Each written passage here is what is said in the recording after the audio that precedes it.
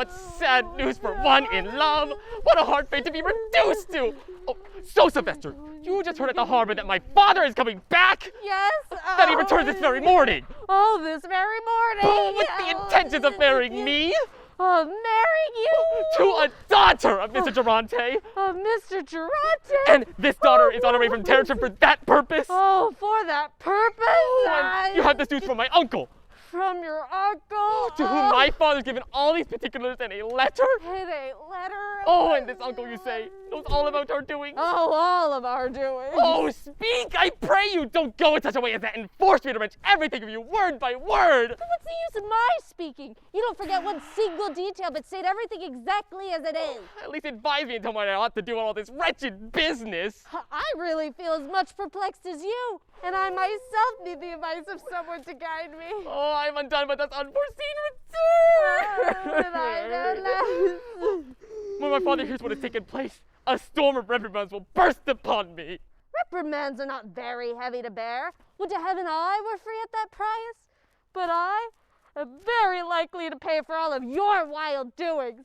And I see a storm of blows ready to burst upon my shoulders. Oh, heavens, how am I to get clear of all the difficulties that beset my path? You should have thought of that before entering upon it. Oh, don't plague me to death with all your unreasonable Oh, lectures. you plague me much more by your foolish deeds, huh?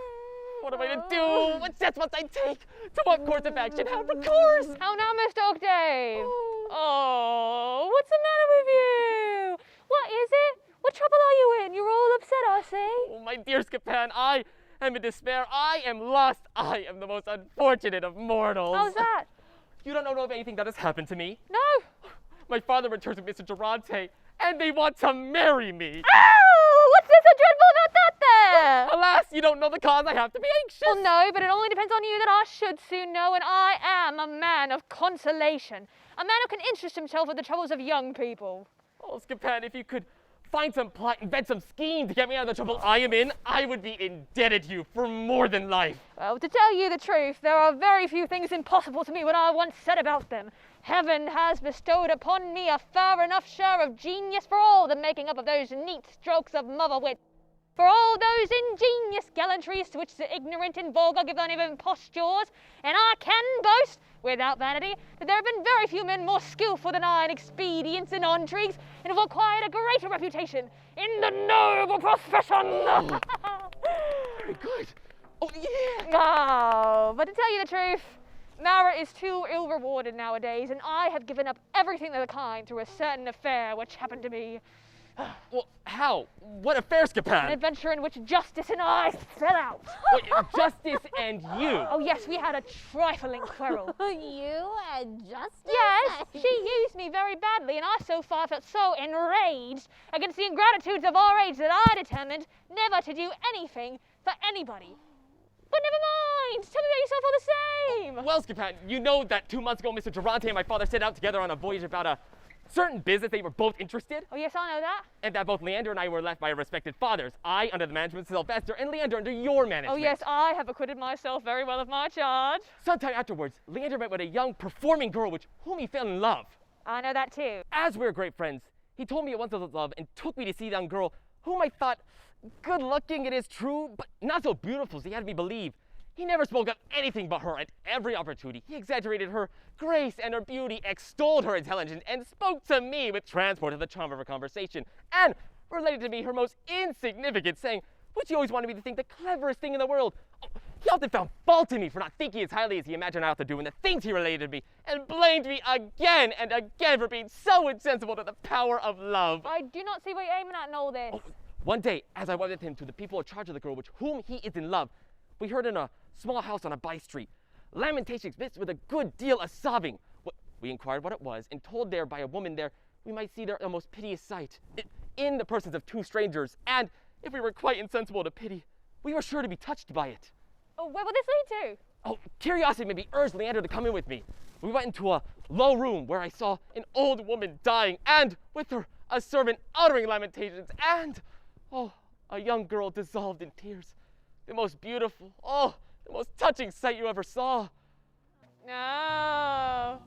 anyone would have been frightful for the condition she was in. Oh, for the dress she wore was a scanty old petticoat with a night jacket of plain fustian and turned on the top of her head a yellow cap, which let her hair fall in disorder on her shoulders. And dressed even thus, she shone with 1,000 attractions, and all her person was most charming and pleasant. I begin to understand. Oh, had you but seen her, Scapin, as I did, you would have thought her admirable. Oh, I have no doubt about it. And without seeing her, I plainly perceive that she must have been altogether charming. Oh, and her tears were none of those unpleasant tears that spoil the face. She had a most touching grace in weeping, and her sorrow was a most beautiful thing to witness. Oh, I can see all that. Oh, all who approached her burst into tears while she threw herself onto the dying woman, whom she called her dear mother. And no one could help but be moved to the depths of the heart for seeing a girl with such a loving disposition. Oh, yes, all that is very touching, and I understand that this loving disposition made you love her. Oh, Scapin, a little stone could have loved her. Oh, certainly. How could anyone help doing so? Oh, after a few words with which I tried to soothe her grief, we left her. Oh. And I asked Leander what he thought of her, and he answered coldly that she was rather pretty, and I was wounded to find how unfeeling he spoke to me of her, and I would not tell him the effect her beauty had had on my heart. Oh, if you do not abridge your story, we shall have to stop here till tomorrow. Leave it to me to finish in a few words. His heart takes fire from that moment. Oh, he cannot live without going to comfort the amiable and sorrowful girl. Oh, no. His frequent visits are forbidden by the servant, who's become her guardian by the death of the mother. Oh, our young man is in despair. Oh, he presses, begs, beseeches, all in vain. He is told that the young girl without friends and without fortune is of an honorable family, and that unless he marries her, he must cease his visits. His love increases with the difficulties. He racks his brain, debates, reasons, ponders, and makes up his mind. And to cut a long story short, he has been married these 3 days. I see. Yeah, now add this to the unforeseen return of the father, who was not to be back before 2 whole months. The discovery which the uncle has made of the marriage, oh, and the other marriage projected between him and a daughter of Mr. Durante, by a second wife whom they say had married a Tarentum. Oh, and above all, also add the poverty of my beloved, and the impossibility there is for me to do anything for her relief. Is that all? You are, both of you, at a great loss about nothing. Are you not ashamed, you Sylvester, to fall short in such a matter? You, big and stout as father and mother put together, you can't find any expedient in your noddle. You can't plan any stratagems or invent any gallant intrigues to put matters straight. Fie! Plague on the booby! I wish I had the 2 old fellows to bamboozle in former times. I should not have thought much of it, and I was no bigger than that when I have given 100 delicate proofs of my skill. I acknowledge that heaven has not given me your talent, and that I myself have not the brains like you to embroil myself with justice. Here is my lovely Hyacinth. Octave, is what Sylvester just told Noreen really true? Is your father back and he's bent upon marrying you? Yes, it is so, my dear Hyacinth. And these tidings have given me a cruel shock. But what do I see? You are weeping. Why those tears? Do you suspect me of unfaithfulness, and have you no assurance for the love I feel for you? Yes, Octave, I am sure that you love me now, but can I be sure that you will love me always? Can anyone love you once without loving you forever? I have heard say, Octave, that your sex does not love so long as ours, and that the ardor men show is a fire which dies out as easily as it is kindled. Then, dear Hyacinth, my heart is not like that of other men, and I'm certain I shall love you till I die. I want to believe what you say, and I have no doubt that you are sincere, but I fear a power in your heart which will oppose the tender feelings you have for me. You depend on a father who would marry you to another, and I'm sure it would kill me if such a thing happened. No, lovely Hyacinth, there is no father who could force me to break my faith for you. I would resolve to leave my country and even die rather than be separated from you. Having not seen her, I already conceived a horrible aversion to whom they want me to marry, and although I'm not cruel, I hope the sea will swallow her up and drive her hence forever! Oh, then do not weep then, dear Hyacinth, for your tears kill me, and I cannot see them without being pierced to the heart. Since you wish it, I will dry my tears and I will wait without fear for what heaven shall decide. Heaven will be favorable to us. I cannot be against us if you are faithful. I certainly shall be so. Then I shall be happy. She's not so bad after all, and I think her pretty enough. Oh, here is a man who, if he could, would be the greatest help in all our troubles. I have sworn many oaths. Oats? Oaths. Oats? Oaths. T-H. Oh. I have sworn many oaths, never more to meddle with anything. But if you both entreat me very much, I might. If entreaties will obtain your help, I beseech you with all my heart to steer our bark. Oh, and you? Have you anything to say? Oh, like him, I beseech you to assist us in our love. Oh, I must have a little humanity and give way. There, do not be afraid. I will do all I can for you. Oh, and be sure that. Ow. Okay. Now go. Make yourself easy. Oh.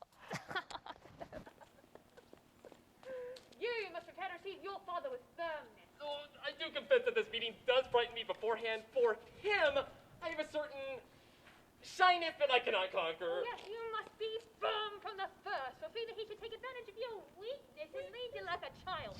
Now come, try to school yourself into some amount of firmness and be prepared to answer boldly all I can say to you. Okay, I'll do the best I can. Yeah, come on, let us try a little, just to see. Okay. Rehearse your part and let us see how you manage, okay? Right. Now come, a look of decision. Oh, your head erect. A bold face. Like this? A little more. So? That'll do. Now, fancy that I'm your father, just arrived. Answer me boldly as if it were he himself, okay? Yes. Okay. What? So... You scoundrel! You infamous rascal! Unworthy son of such a father as I! Dare you appear before me after what you have done? And after the infamous trick you have played me during my absence? Is this the reward of all my care? Is this the fruit of all my devotion? Is this the respect you do for me? Is this the respect you retain for me? Now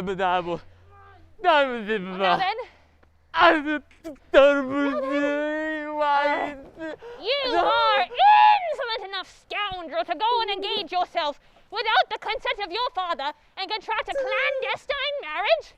Answer me, you villain! Answer me! Let me hear your fine reasons!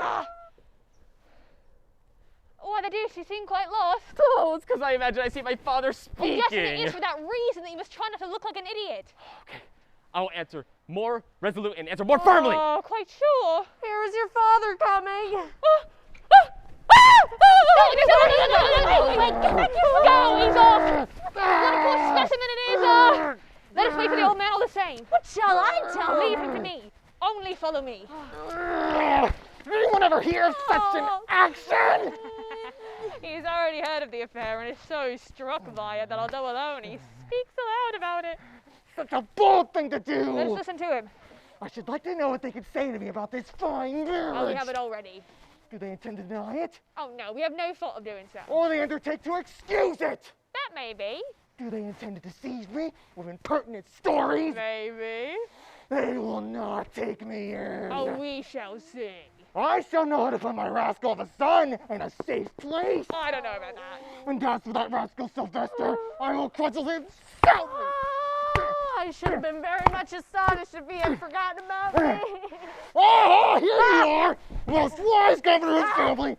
I direct our young people. Oh, sir, I am delighted to see you back. Good morning, Scapin. Oh. You have followed my orders in a fine manner. And my son has behaved splendidly. You are quite well, I see. Oh, very well. Oh, you don't say words, rascal. Have you had a pleasant journey? Yes, very well. Oh. Now leave me alone a little to scold this villain. You wish to scold? Yes, I wish to scold. But whom, sir? This scoundrel. Why? Have you not heard what has taken place during my absence? Oh, yes, I have heard some trifling thing. Oh, some trifling thing? That is quite true. Oh, such a bold thing to do. That's right. To marry without his father's consent. Oh, yes, there is something to be said against it, but my opinion is that you should make no fuss about it. Oh, well, that is your opinion, but not mine. I will make as much fuss as I please. What? Do you not think I have every reason to be angry?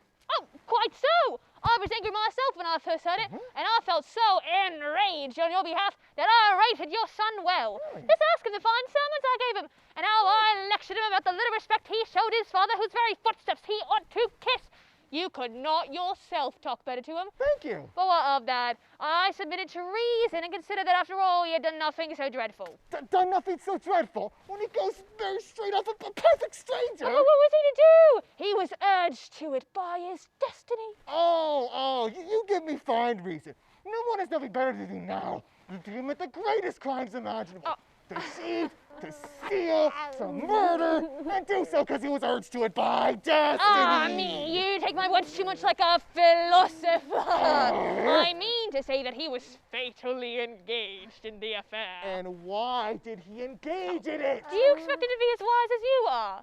Can you put an old head on young shoulders and expect young people to have all the prudence necessary to do nothing but what is reasonable?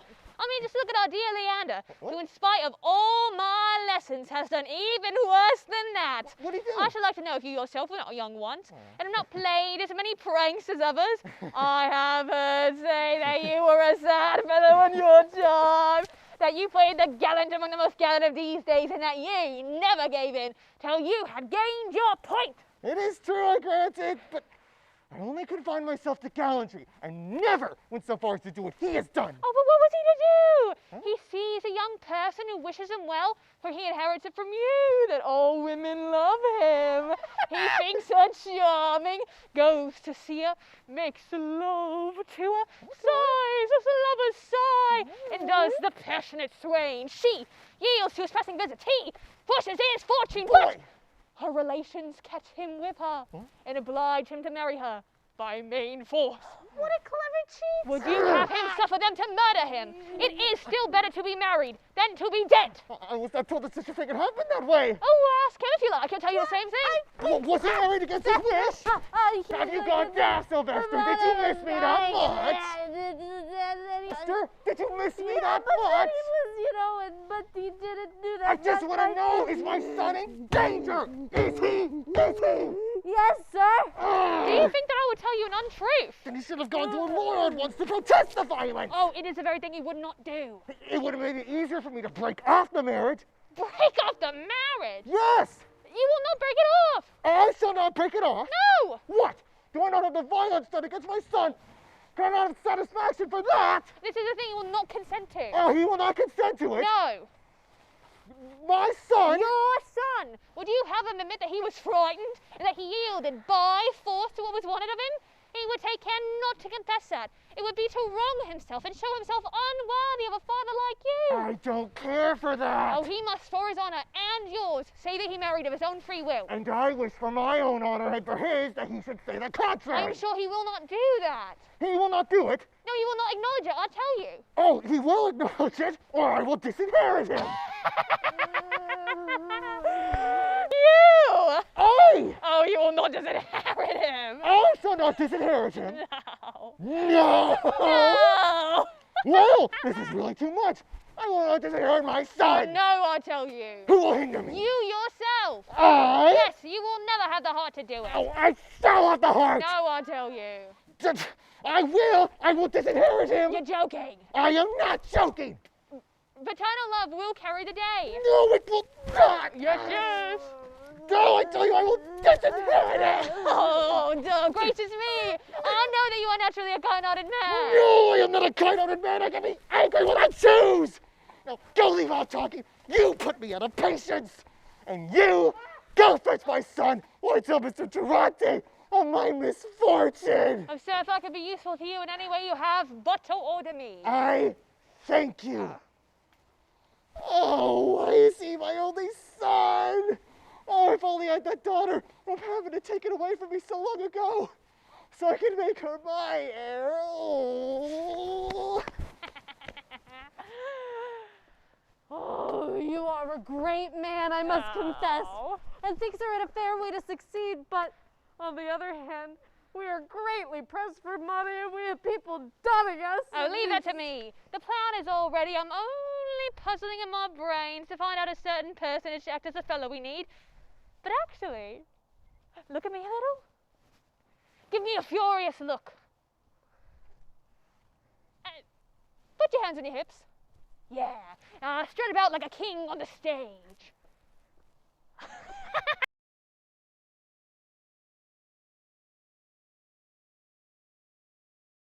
Scapin, I pray you, don't go and embroil me with justice. Oh, never mind. We will share our perils like brothers, and 3 years, more or less, on the galleys is not sufficient enough to check a noble art.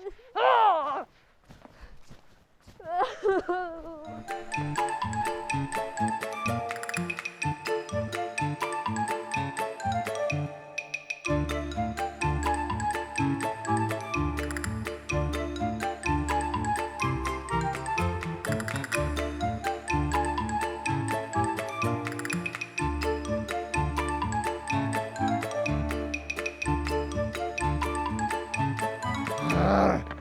Yes, there is no doubt but that with this weather, we shall have our people with us today.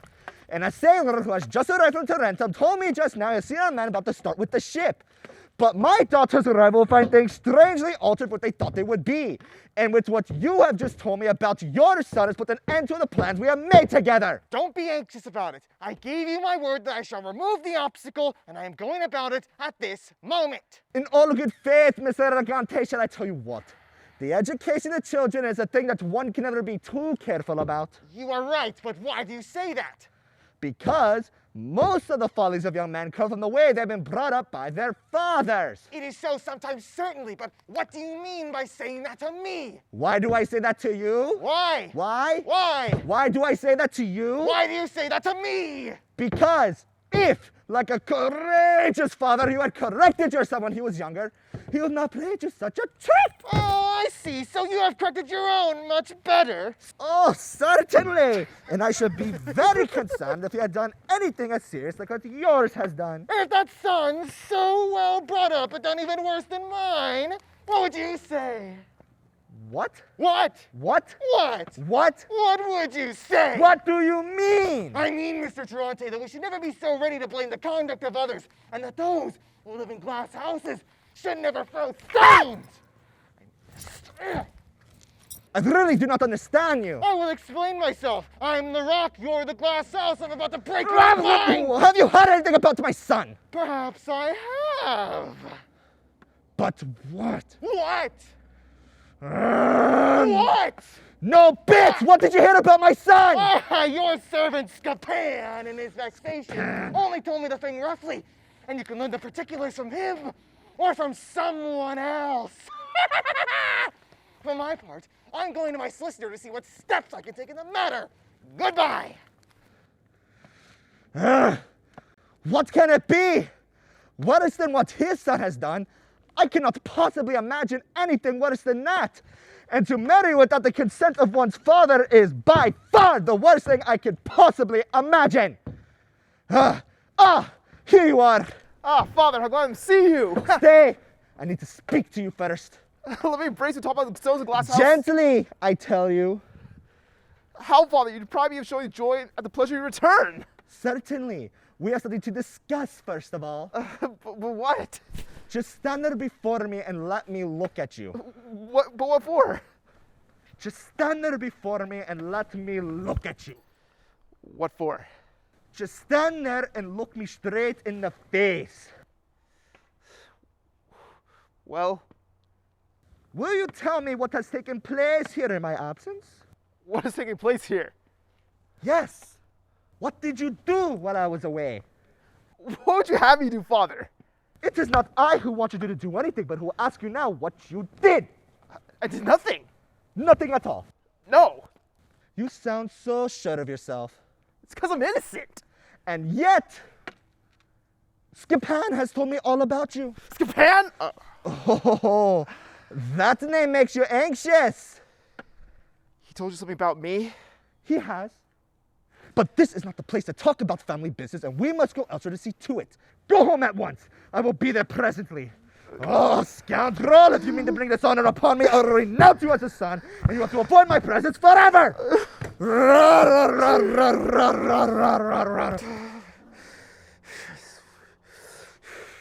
I swear that all is dear. I must not let this villainy go unpunished. Oh, my dear Scapin, what do I not owe to you? What a wonderful man you are, and how kind of heaven it is to send you to my help! Aha! There are you, rascal. Sir, your servant, you do me too much honor. You're a servant of fines, I believe.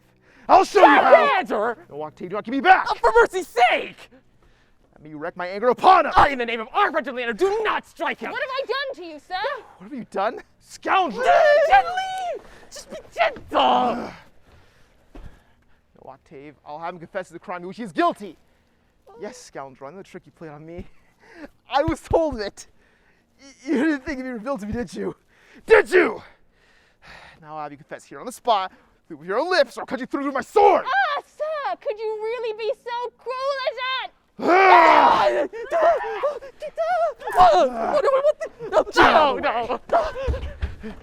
Get out! Speak now!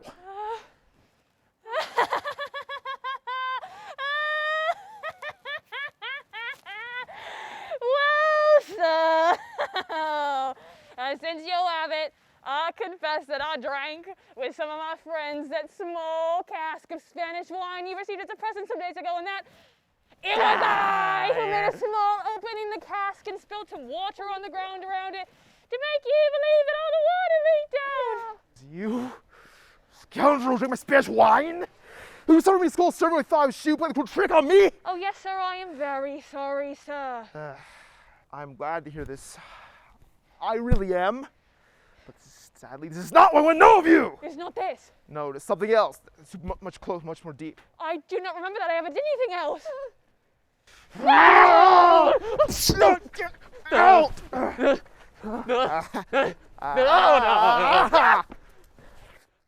Gently, come on! Yes, sir. I do confess that 3 weeks ago, when you sent me in the evening to deliver that small watch to the girl you love, and I came back, my clothes splattered with mud and my face covered in blood, I told you that I had been attacked by robbers who had beaten me soundly and stolen the watch off of me. It is true that I told a lie, sir. It was I who kept the watch. It was you who kept the watch? Yes, sir, in order to know the time. I indeed have a very faithful servant. Sadly, this is not what I know of you right now. It's not this. No, wretch, it's something else that's much more dear. Mercy on me! Okay, Get out. okay, yeah. No.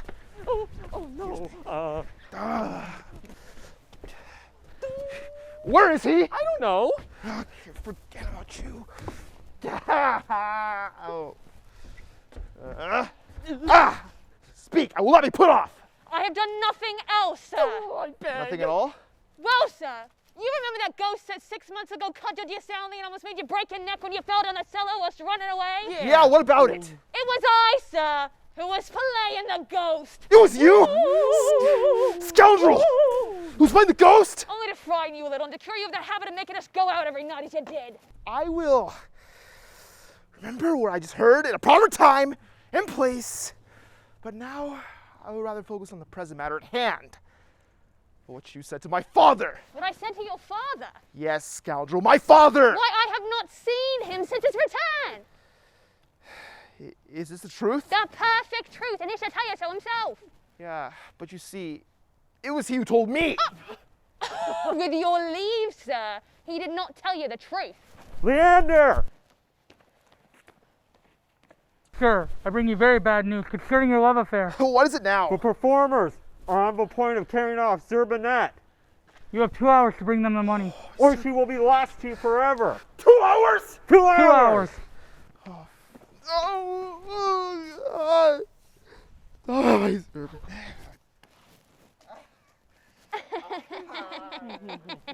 My dear Scapin, will you help me? Ah, my dear Scapin! I am my dear Scapin, now that I'm wanted. Okay, look, I will forgive you for all you confess, and much more. No, forgive me nothing. Run your sword through and through my body. I should be perfectly satisfied if you were to kill me.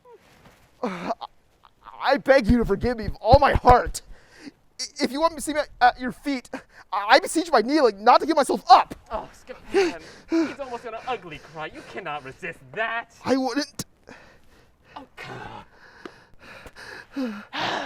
Well, get up. And another time, remember not to be so hasty. Oh, but will you help me act? I will see. Do hurry, though. The Yeah, time don't is... be anxious. Okay. How much is it you want? 500 crowns. And you? Oh, 200 pistoles? I shall extract this money from your respective father's pockets. As far as yours is concerned, the plan is all ready. As far as yours, although he is the greatest miser imaginable, we shall find it easier still. For you know that he is not a man blessed with too much intellect, and I look upon him as a man who will believe anything. Careful, Scapin. But what does it matter? But Mr. Octave, I see your father coming, so let us begin by him, since he is the first to cross our path. Finish, both of you! And you! Please tell Sylvester to come quickly and take his part in the affair. Such behavior and such lack of containment to engage himself in an engagement like this. Your servant, sir! Good morning, Scapin. You're thinking of your son's conduct. Yes, I acknowledge that it grieves me deeply. Oh, sir, life is full of troubles and we should always be prepared for them. I was told a long time ago the saying of an ancient philosopher which I have never forgotten. What was it? That if the father of a family has been away from home for ever so short a time, he ought to dwell upon all the sad news that may greet him upon his return.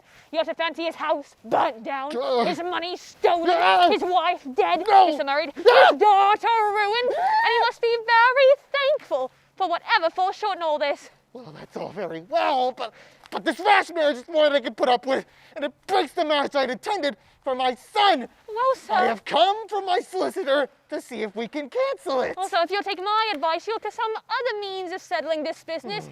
You know what a lawsuit means in this country, and you'll soon find yourself in a strange bush of thorns. Oh. I am fully aware that you are quite right, but what else can I do? I think I have found something that will answer much better. The sorrow that I felt for you made me rummage in my head to find some means of getting you out of trouble, for you know that I cannot bear to see kind fathers a prey to grief without feeling sad about it. And as you know, I have always had the greatest regard for you. I am much obliged to you. Well, then you must know that I went to the brother of that young girl whom your son is married. He is one of those fire eaters. One of those men all sword thrashing, who speak of nothing but fighting. Dunk, dunk, dunk. And I think no more of killing a man than of swallowing a glass of wine. I spoke to him of this marriage and showed him how easy it would be to have it broken off because of the violence used towards your son. I spoke to him of your prerogatives as a father and of the weight which your rights, your money, and your friends would have with justice. I managed him so that at last he lent a ready ear to the propositions made to him of arranging the matter amicably for a sum of money. In short, he will consent to the marriage being cancelled, provided you pay him well. And how much did he ask? At first, things utterly out of the question. But what? Things utterly extravagant. But what? He spoke of no less than 5 or 600 pistoles. God, 500, 600 pistoles! That's choking with all! Does he think me a fool? Oh, just what I told him. I laughed. His proposal to scorn and showed him that you were not a man to be duped in that fashion. No. And of whom anyone can ask 5 or 600 pistoles. However, after much talking, this is what we decided upon. The time is now come, he said, when I must go and rejoin the army. I am buying equipment, and the want of money I am in forces me to listen to what you propose. I must have a horse, and I cannot obtain one at all fit for the service for under 60 pistoles. Well, I am willing to give. Come on, 60 pistoles. You must also have the harnesses and the pistols, which we may assume will cost at least 20 pistoles more. 20 and 60 make 80. Exactly. Well, it's a great deal still. I consent to it. He must also have a horse for his servant, which we may assume will cost at least 30 pistoles more. How the deuce? Oh, let him go to Jericho. He should have nothing at all. Sir! No, he's an insolent fellow. Would you have his servant walk? No, let him go as long as he pleases, and the master too. Now, sir, really, don't go and hesitate for so little. Don't have recourse to law, I beg of you, but rather give all that is asked of you and save yourself from the clutches of justice. Well, I am willing to give 30 pistoles. I must also have, he said, a mule to carry. A mule? A mule. A mule? A mule. No, I tell you, I prefer going to law. Oh, I beg of you, sir. No, he said, no, I will not give in. Sir, only one small mule. No, not even an ass. Consider. No, I tell you, I prefer going to law. Ah, sir, what are you talking about? And what a resolution you are going to take. I mean, just cast a glance on the ins and outs of justice. Look at all the stages of appeals and jurisdiction. How many embarrassing procedures. How many ravening wolves through whose claws you'll have to pass. Oh, sir, save yourself from such a hell if you can. 'Tis damnation in the world to have to go to law, and the mere thought of a lawsuit is enough to drive me to the other end of the world. And how much did he want for the mule? For the mule, for his horse, and that of his servant, for the harnesses and the pistols, and to pay a little something extra he owes the hotel, he asks all together, sir, 200 pistoles. 200 pistoles? Yes! No. I will go to law. Recollect what you're doing. No, I shall go to law. No, sir, do not go and expose yourself. I will go to law. But to go to law, you need money. You must have money for the summons. You must have money for the rolls, for prosecution, attorney's introduction, solicitor's advice, evidence, and his days in court. You must have money for the consultations and the pleadings of the counsel, for sentences, decrees, rolls, signings, and clerks' dispatches. But give this money to the man, and there you are, well out of the whole thing. 200 pistoles. Oh yes, and you will save by it. I have made a small calculation in my head of all that justice costs, and I find that by giving this money to the man, you will have a large margin left over, without taking into consideration the troubles, cares, and anxieties which you will save yourself. I had rather give 300 pistoles and go to law. I don't care for all that, and I challenge any lawyer who dares go against me. You will do as you please, but in your place, I would avoid a lawsuit. I will never give 200 pistoles. Never. Here is our man. Scapin, show me that Argante, who's the father of Octava. What for, sir? I've just been told that he wants to go to law with me and to have my sister's marriage annulled. I do not know if such is his intention, but he will not consent to give the 200 pistoles you asked. He says it's too much. Zip. If I can but find him, I'll make a misdemeanor then. For I to be broken on the wheel afterwards. Oh, but sir, the father of Octave is a brave man, and perhaps he will not be afraid of you. Will he not? The blood. Oh, if he were here, I would in a moment run my sword through his body. How is that man? He is not the man, sir. He is not the man. Is he one of his friends? No, sir. On the contrary, he's his greatest enemy. His greatest enemy? Yes. Zounds! I'm delighted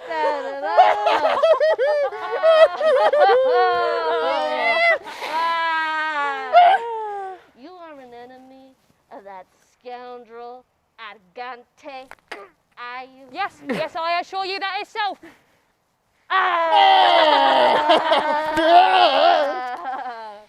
I give you my word.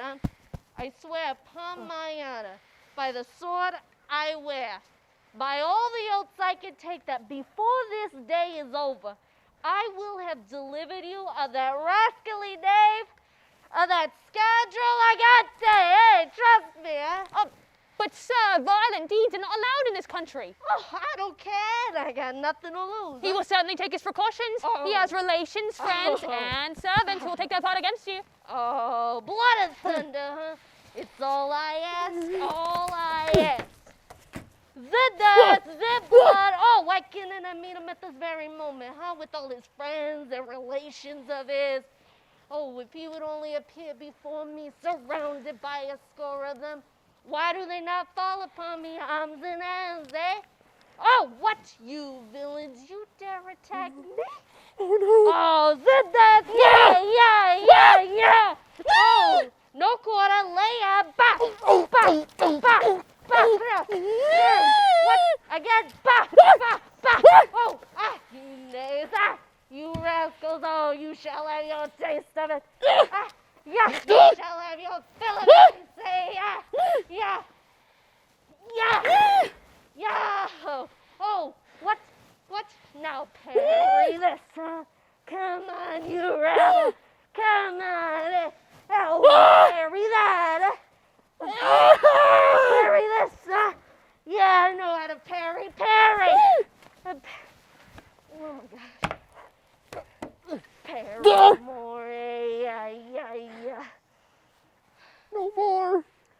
Never flinch, I say, huh? So we have nothing to do with it. Oh, well, that'll teach you to try. I just...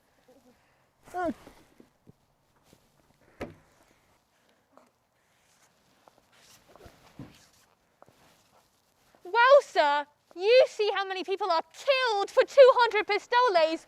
Now I wish you a good morning. No, wait, Scapin! What do you say? I will give the 200 pistoles! Oh, I'm glad of it for your sake. Well, let's go to him. I have them here with me. Oh, you better give them to me. You should not, for your honor, appear in his business now that you pass for another. And besides, I should be afraid that he should ask for more if he knew who you were. Well, that is true, but still, I should like to know what I'm giving my money to. Do you mistrust me then? What? No. Down, sir! Either I am a thief or an honest man, one or the other. Do you think that I would deceive you? And that I have any interest at heart than that of yours and my master, whom you wish to welcome into your family? If I have not all your confidence, I will have no more to do with this, and you can look to somebody else to get you out of this mess. What? Honey, here, take it. No. Do not trust your money to me. I had rather you trusted another with this message. Honey, here, take it. No. Do not trust me. Who knows if I do not want to steal your money from you? Let me here, take it, and don't make me ask you again! Mind you, I have an acknowledgement from him. Trust me, he has nothing to do with an idiot. I will go at home at once and pray for you. Oh, that's one. And now for the other. But before that, a scene change. Come on, boys.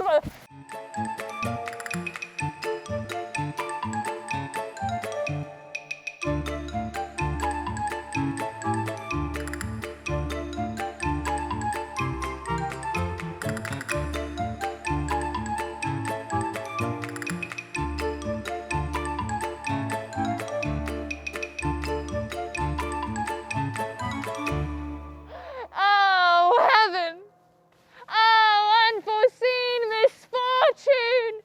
Oh, unfortunate father! Forgerante, what will you do? What is the matter, Scapin? Oh, sir, it is impossible to find you. What is it? Sir, Well, your son, sir. my son. He has been met with the strangest misfortune you have ever heard of. What is it? This afternoon, I found him looking rather sad about something which you had said to him and which you had very improperly mixed my name. Whilst trying to defeat his sorrows, we went for a walk around the harbour. Amongst other things was to be seen a sailor's galley. A young sailor with a gentlemanly look about him invited us to go in, held out his hand to us. We went in. He was most civil to us, gave us some lunch with the most excellent fruit and the best wine you have ever seen. Well, what is there to be so sad about all this? Wait a moment, it's coming. Whilst we were eating, the galley left the harbour, and when, in the open sea, the sailor, nay, the pirate, made me go down into a boat and sent me to tell you that unless you sent by me 500 crowns, he would take your son prisoner to Genovia. Genovia? 500 crowns? Oh yes, and moreover, he only gave me 2 hours to find him in. Ah, the scoundrel of a pirate to murder me in this fashion. It is for you, sir, to find the means of saving from becoming a hostage a son whom you love so tenderly. Ah, but what the deuce did he go to the galley for? He had no idea what would happen. Listen, you must go and tell that pirate that I will send the police after him. The police in the open sea? Are you joking? What the deuce did it go to the galley for? Cruel destiny will sometimes lead people. Listen, Scapin. You must act in as part the role of a faithful servant. How, sir? You must go and tell that pirate to release my son. Yes. And that you will take his place until I have found the sums that he asked. So, what are you talking about? And do you think that this Turk would be foolish enough to receive a poor wretch like me and your son instead? What the deuce did it go to the galley for? Well, you had no idea about his misfortune, but remember that he only gave me 2 hours. Right, so you say that he asks 500 crowns. 500 crowns. Has he no conscience? Conscience in a pirate. Does he understand what 500 crowns Oh, yes, are? he knows that 500 crowns is 1,500 francs. And does he assume that 1,500 francs are just going to be found in the gutter? Oh, such people will never listen to reason. But what the deuce did he go to the galley for? Sir, what a waste of words! Leave the galley alone! Remember that time presses and that you are running the risk of losing your son forever! Alas, my poor master! Perhaps I shall never see you again, and that now, whilst I am speaking to you, they are taking you away to make a prisoner of you in Genevia! But heaven is my witness that I did all I could, and that if you are not brought back, it is all of the want of love of your father! Wait, Scapin. I will go and fetch that sum of money. But be quick, sir, for I should be afraid of not being in time. Right, so you say that he asks 500 crowns, 500 crowns. 500 crowns? Yes! What the deuce did he go to the galley for? It is true, but be quick. Could he have not chosen another walk? That is right, but act promptly. Cursed galley! The galley sticks in his throat. Here, Scapin. I have just remembered I had received this sum of gold, but I had no idea it would soon be wretched for me. But mind you to tell that pirate that he is a scoundrel. Yes, A man without conscience, a thief, yes. an infamous wretch. Leave it to me. That, All right. that if I ever catch him, he will pay for it. Yes. Now go. Go and fetch me back my son. Hello, sir. Well, And the money? I just gave it to you. What No, sir, it's still in your hand right now. Of course it's not. Oh, it's grief which troubles my mind. So I see. But what the deuce did it go into that galley for? Cursed galley, scoundrel of a pirate, may the devil take you.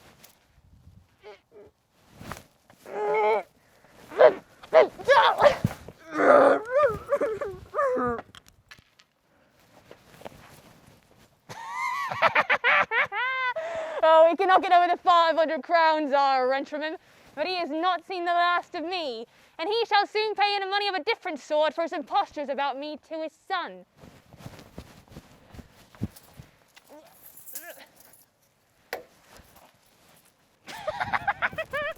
Well, Scapin, your plan's been successful.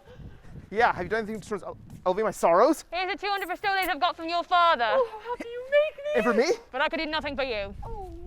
Then, Scapin, I must die! Because I cannot live without my dear servant there! Stop! My goodness, how quick you are! What can become of me? There! I have all you ask. You wrecked life again. But I give it to you only on one condition, that you allow me to play a certain scheme of revenge on your father for the trick he has played on me. Okay. You swear it to me before witnesses. Yes, he doesn't have the money. There, take these 500 crowns. I will go and buy the one I adore.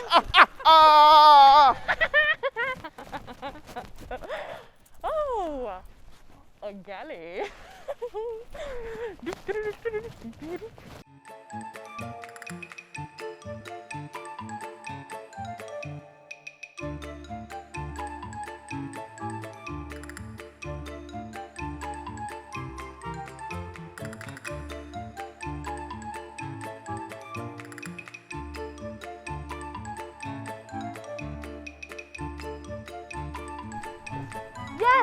your lovers have decided that you should be together, we are acting according to their orders.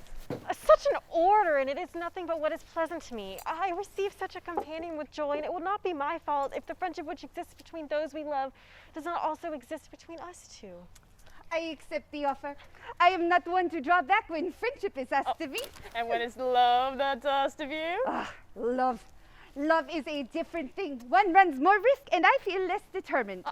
You are determined enough against my master, and yet what he has just done for you ought to give you confidence enough to respond to his love, as you should.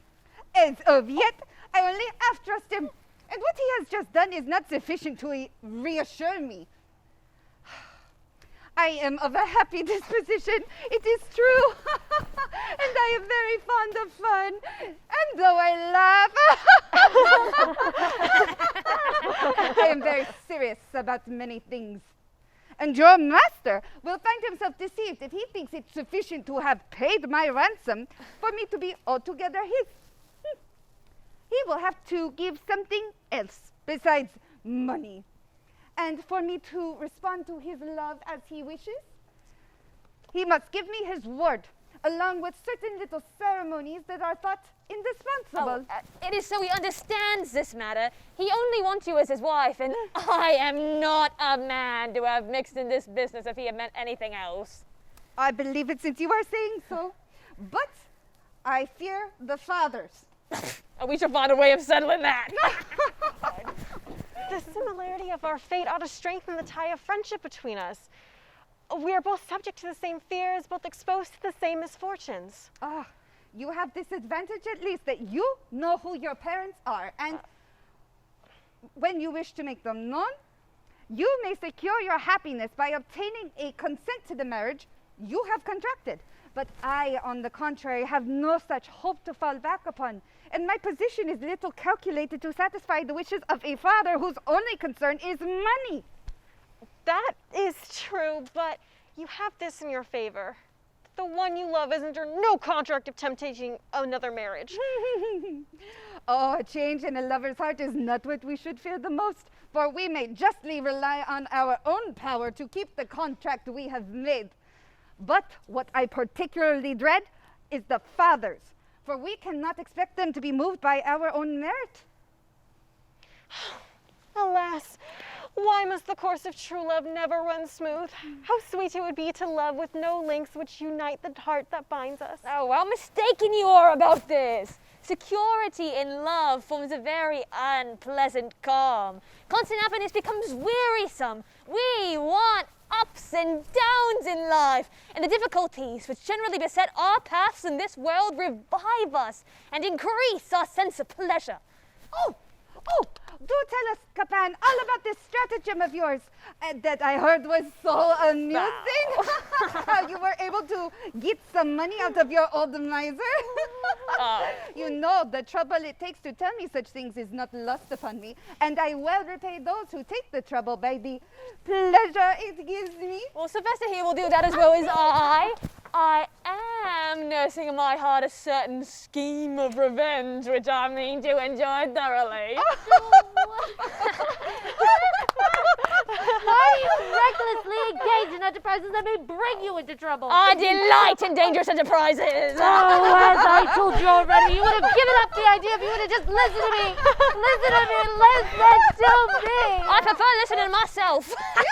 Why the deuce do you engage in such a business? Oh, why the deuce do you trouble yourself about it? Oh, it is because I can see that you will, without necessity, bring a storm of blows upon yourself. Oh, yes, and be on my shoulders and not yours. It's true that you are master of your own shoulders and at liberty to dispose of them as you please, but that I Oh, such dangers never stop me. And I hate those fearful hearts who, by dint of thinking what may happen, never undertake anything. Now, Sylvester, take these two young ladies away. I have an old fellow to bamboozle. Oh, but we shall want you. Oh, yes, but I shall be with you soon again. It shall never be said that a man has, with impunity, put me into a position to betray myself and of revealing secrets which were better should not be known.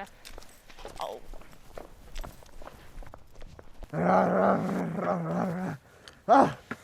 Well, Scapin, and how have we succeeded about my son's mischance? Your son is safe, sir, but you now run the greatest danger imaginable, and I sincerely wish that you were safe in your house. How was that? Whilst I'm speaking to you, there are men looking out for you everywhere. For me? Yes, But who? the brother of that young girl who Octave is married. He thinks that you're trying to break off the match because you intend to give your daughter the place she occupies in the heart of Octave, and he is resolved to wreak his vengeance upon you. All of his friends, men of the sword like himself, are looking out for you and seeking you out everywhere. I've met with scores, here and there, soldiers of his company who will question everyone they meet and occupying companies all the thoroughfares leading to your house so that you cannot turn either to the right or the left without falling into their hands. Oh, what can I do, my dear Scapin? Oh, I do not know, sir. It is an unpleasant business. I tremble for you from head to foot and... Wait a moment. Well, No, it is nothing. could you not find out some means of saving me? Oh, I can indeed think of one, but I should run the risk of a sound baiting. Ah, Scapin, show yourself a devoted servant. Do not forsake me, I will I do pray it. you. I will do what I can. I feel for you a tenderness which renders itself impossible for me to leave you without help. Be sure I reward you for it well, Scapin. I even promised you this coat of mine. Oh, one that's a little bit more worn. Wait a moment. I have just thought at the proper moment of the very thing to save you. You must get into this sack. No, it's just nothing. As I was saying, you must get in here and be very careful not to stir. I will then be able to put you on my shoulders and carry you like a bundle of something or other. It is then that I will be able to carry you through your enemies and safely into your house. Well, there, we will barricade the doors and send for help. Oh, a very good idea. The best possible, you will see. You shall pay me for that lie. What? I only mean to say that your enemies will be finally caught. Now get in, straight to the bottom, and be careful not to stir, not to move, no matter what happens. Let's see. Oh, a little help here, Scapin. Help me. Go on. I don't want to get hurt. Help yourself! I see one of the bullies coming. Please look at my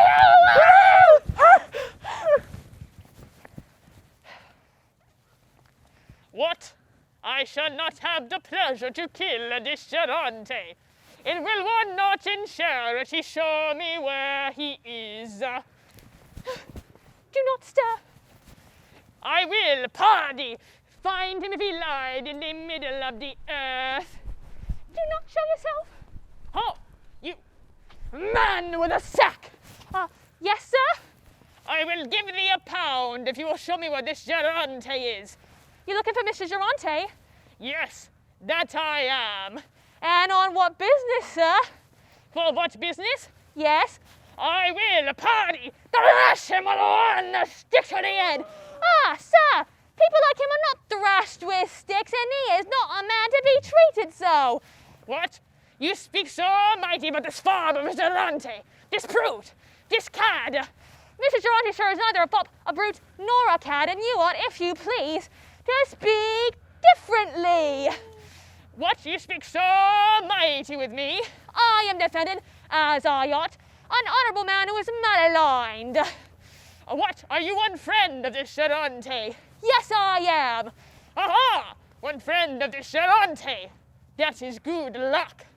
Here is what I give you for him. Oh, no! Oh, no!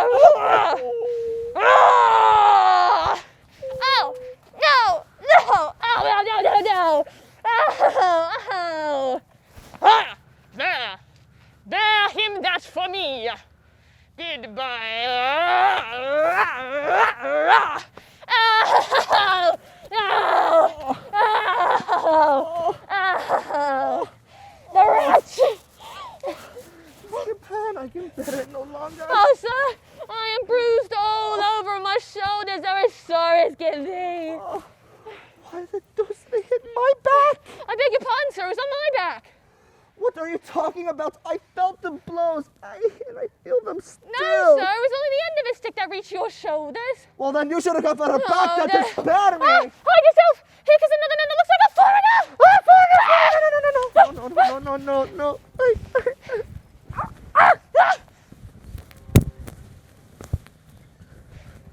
Yeah! Woo! Frank! Me run like one Dutch watchman and me not find all day this dreadful Durante. Hide yourself well. Tell me you, sir, gentlemen, if you please. Do you know where this Durante is that I'm looking for? No, sir. I do not know where Durante is. Tell me truthful. Me not want much with him. Only to give him 1 sword plows through the chest. I think I see something shaking in that sack. No, sir. I'm pretty sure I see something shaking in that sack. Not at all, sir. I would like to give 1 sword plow to that sack. Sir, beware. Pray you of doing so. But show me what's in there. Gently, sir. Why, gently. You have nothing to do with what I'm carrying. And but I will say, you will not see. What trifling. It's just some clothes I'm carrying. Show me them, I tell you. I will not. You will not. No. I'll make you feel the stick upon your shoulders. I don't care. There. You will roast. A cow. A cow. A cow. Cow. Cow. No. No. No. No. No. Oh. Yeah. Goodbye. That is 1 little lesson to teach you to speak. So insolent. Yeah! Oh, no! Oh! Playing the crazy jabberer! Oh. Man, my bones are broken. Oh, I'm dying. Why the deuce did they keep hitting my back? Oh, sir, take care. I see 6 soldiers coming together.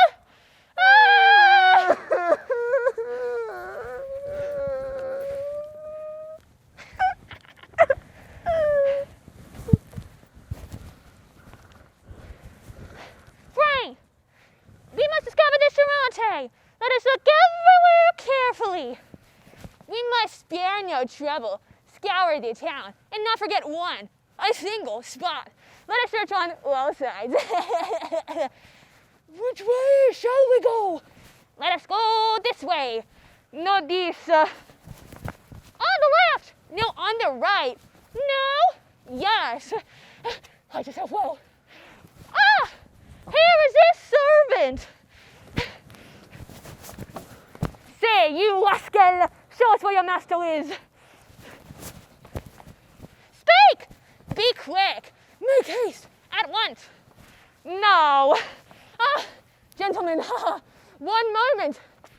If you do not show us at once where your master is, we will shower a rain of blows upon your back.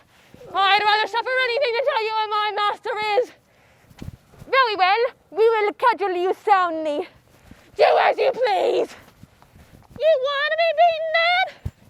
I will never betray my master. There, you will have it.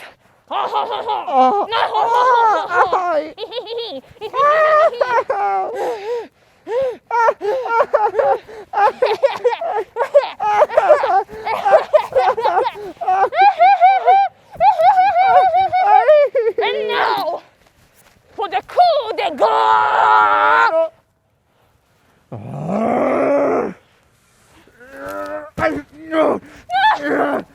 Infamous rat! Rascal! Scoundrel! Just that you murder me! I must really come and sit and breathe a little. The rats! Oh, what an amusing story. Oh, what a good joke that old man is. This is no matter business for laughter. You have no business to laugh at it. What do you mean? I mean to say that you ought to not laugh at me. Oh, laugh at you? Who is thinking of laughing at you? Yes, why do you come here and laugh in my face? Oh, I am not laughing at you. This has nothing to do with you. I am merely laughing with myself at the remembrance of a story which has just been told me. The most amusing story in the world. I don't know if it is because I am interested in the matter, but I have never heard anything so absurd as the trick that has just been played by a son to his father in order to get some money out of him. By a son to his father to get some money out of him? Oh, oui. Oui. Oh, and if you are at all desirous of hearing how it was done, I will tell you the whole affair. I have a natural longing for imparting to others the funny things that I know. Pray, tell me this story. Willingly, and I shall not risk much by telling it to you, for it is an adventure which shall not remain secret long.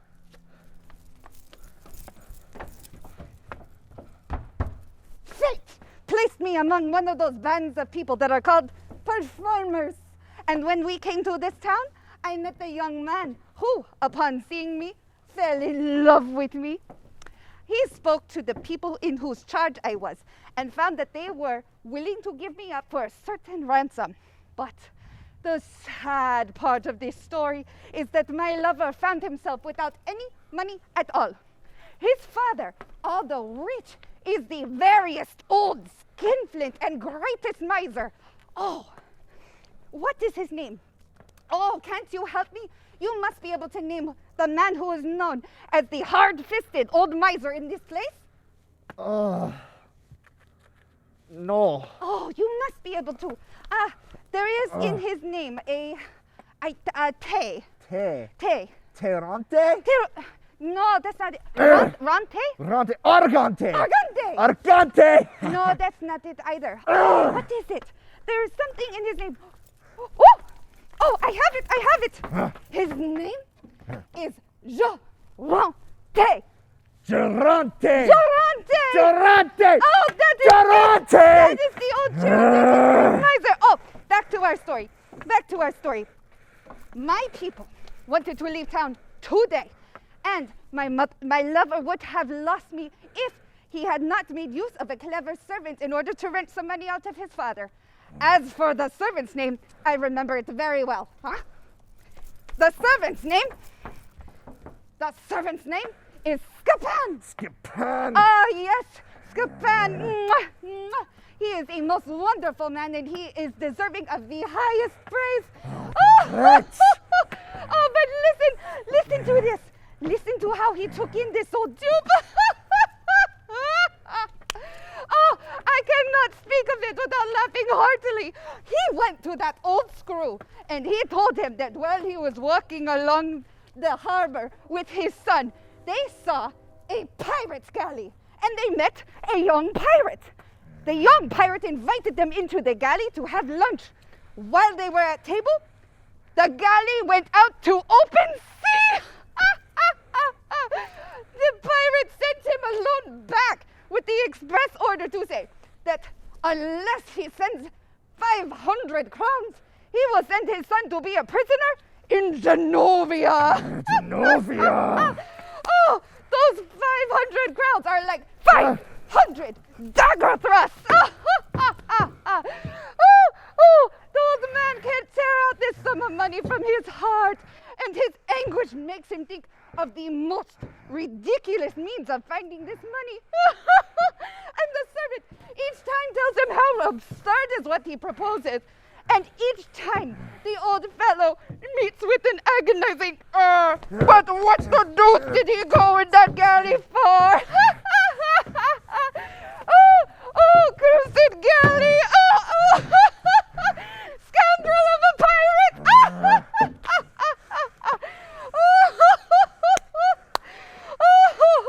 Oh, and after a while of groaning and sighing, he... But it seems that my story does not amuse you. What do you have to say to it? Tell me, dis-moi. What I say? Oui, what do you say? What I say? Yes, tell me.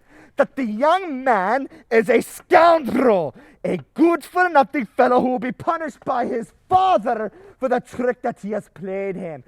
That the street girl is a rude, impudent hussy to come and insult a man of honor, and who will give her what she deserves for coming here to mock the sons of good families. And that the servant is an infamous wretch whom Durante will take care of upon before tomorrow is over. Oh, I have a tincture for that. No! Stay away from me! Did you know the man you were speaking to was your lover's father? I had just begun to suspect that it was so, but I had no idea who he was. And oh, a just relate to him his own story without knowing who he was. What do you mean by his story? His story. I was longing to tell someone of this story. It was so funny, and he just was walking by, and I just. What does it matter? It cannot be any worse for him. Oh, you must have been in a great hurry to chatter, huh? Well, But it because is it in was discussion now, hysterical. indeed, not to get He would silent have on your heard it from affairs. somebody else. Oh, you just got it. You got Get out of here. I hear my master calling me. Get the go away. He's napping. Let him He needs to get out of there. So you agreed, you rascal! You agreed! You, Scapin, and my son to take me out of my body! And you think I'm gonna take it patiently! Upon my word, sir, if Scapin is deceiving you, it is none of my doing. I have nothing whatever to do with it. We shall soon see, you rascal! We shall see! And I am not to be made a fool of for nothing!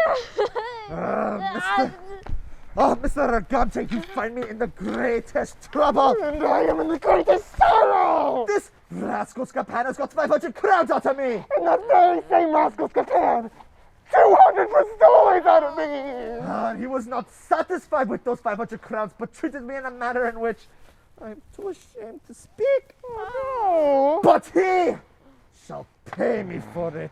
I shall soon have him punished for the trick he has played upon me! And I mean to make an example out of him. I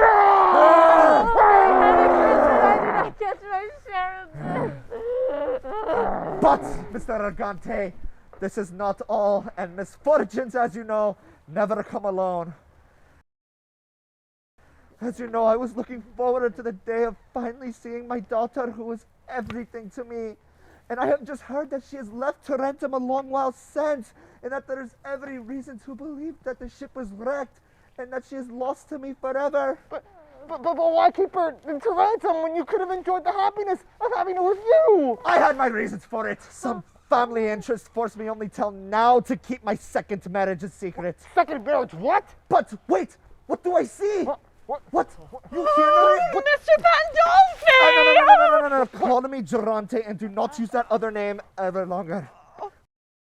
The research which forced me to take in Tarentum in the first place exists no longer. Alas, what sorrow that change of a name has caused us, what troubles and difficulties in trying to find you out. And what about my daughter and her mother? Your daughter, sir, is not far from here. But before I go to fetch her, I must ask you to forgive me for having married her.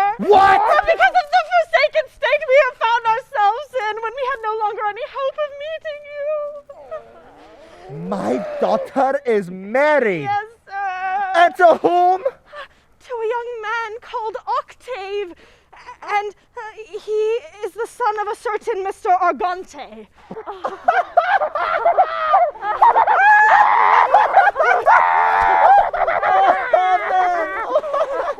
What an extraordinary coincidence! Take us quickly where she is. Yes. You have only but to come into this house. Go in first. Follow me. Of course! Oh, this is a strange affair. Oh, I got two things to tell you. One is that Octave is all right, or Hyacinthia, it seems to be the daughter of Mr. Gerardo. And fate has come to pass with the wisdom of the fathers have decided. The other is that the two old men threaten you with the greatest punishments, particularly Mr. Gerardo. No, that's nothing. Threats have never done me any harm as yet. They are but clouds which pass away far above our heads. You had better take care. The sons may get reconciled to their fathers and leave you in the lurch. Leave that to me. I shall find some means of soothing their anger and... Get out of here, I see them coming. Oh, today's great! My daughter! It's Happiness will be complete with your mother having with you. Oh, here's Octave coming just at the right time! Oh, welcome, son! Come and rejoice with us about the happiness of your marriage! No, father! All your proposals for marriage are useless. I must be open with you. You know how I am engaged. Yes, what you do not No, realize I is know that... all I care to know. I mean to say that the daughter of Mr. The daughter of Mr. Johnson will Durante... never be anything to me. No, No, need not go on, sir. I hope you forgive me, but I will abide by my resolution. Listen, No, Sylvester, just shut up! I will listen to nothing. wife is No, actually- Father, I would rather die than lose my dear Hyacinta. Yes, all you would do is useless. This is the one to whom my heart is engaged. I will have no other wife. Well, it is she who we give you! Oh, what a man if you are never listen to anything but your own foolish It is my father whom I have found again, and all our troubles are over. Let us go home. We shall talk more comfortably at home. Father? I beg of you the favor not to part me from this charming young lady. She has noble qualities which will be sure to make you like her once you know her. What? Do you seriously expect me to take into my house a girl with whom your brother is in love with and who told me to my face so many insulting things? Oh, pray forgive me, sir. I would not have said such things if I had known who you were. And I had only known you by reputation. By reputation, what do you mean? Oui, the whole town knows who you are. They all talk about you. They say you are the most well-known, the most spectacular, the greatest miser. Yes, it is true. The only one worse than you is Mr. Argante. I just like, oh, come on, I've got to find... Father, I can assure you that she is most virtuous and that the love my brother has for her is pure.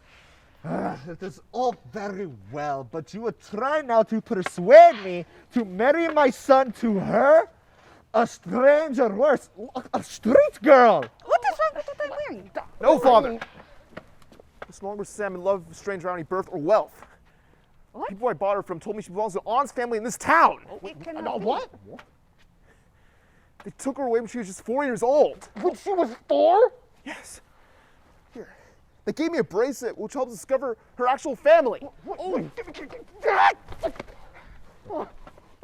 Judging by this bracelet, this is the daughter whom I lost when she was 4 years old! What? Your daughter? Yes, my daughter! I recognize her features! My dear child! I am a sister!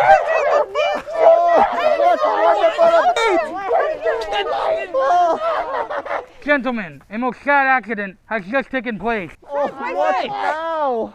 Poor Scapin! The rascal whom I shall see hung. Alas, sir, you will not have that trouble. As he was passing near a building earlier today, a bricklayer camera fell on his head and broke his skull. Leaving his brain exposed. He is dying, and he's asked to come to speak to you before he dies.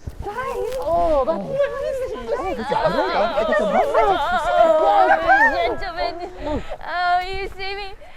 Oh, you see me in a sad state. Oh, I would not die without come and ask forgiveness of all those I may have offended.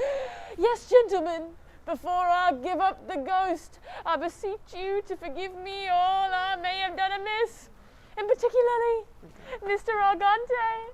Mr. Argante. You are forgiven, die in peace, Scapin. Oh, it is you, sir, who I have offended the most because of the beating. No, leave that alone. Oh, I'm feeling dying an inconceivable grief. No, be silent, I tell you. That unfortunate beating. I forgive you everything. Sir, how good you are. But is it really with all your heart that you forgive me for the beating? I forgive you everything. You are punished. Sir, how much better I feel for your kind words. Oh, yeah! Yes, I forgive you. But on one condition, that you die. How, sir? I retract my words if you recover. All my pains are coming back.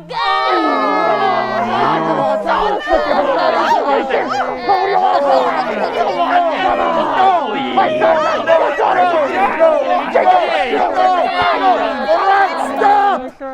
Okay, I forgive him.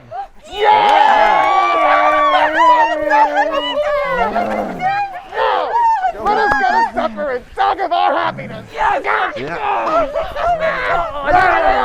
Come on. I have so much to hear! Oh, goodbye. Oh, and you, take me to the end of the table. It is there I will await. Oh, come on, Sylvester, come on. We did it! We did it! Oh, come on. I'll lift you. I'll lift you. Yeah. Yeah. They should. Yeah. No. Sorry. Let's go!